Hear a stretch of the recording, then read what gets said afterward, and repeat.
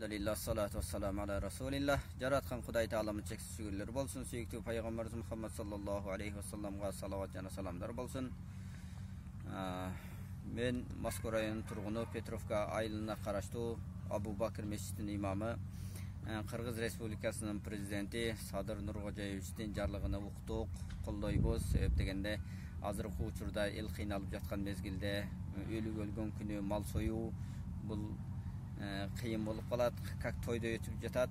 Ошон үчүн колунда бары бар, колунда жогу бар, колунда барыга го билинбейт, колунда жогу кыйналып жатат. Ошол нерсеге ушул жарлыкты туура колдойбуз. Московского района мы слышали указ президента о закалывании скота по поводу похорон. Но у нас такого обычая нету. Иншаллах, мы это не делаем, но мы поддерживаем. Все ознакомлены.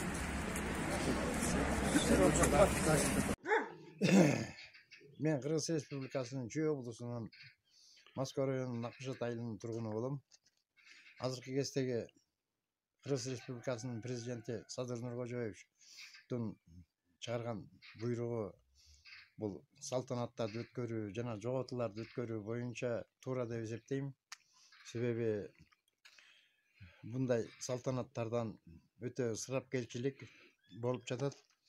Буга Кыргыз Республикасынын жарандары өтө эле кыйналып кетти. Муну эң туура деп эсептейм. Бул жобону колдойм.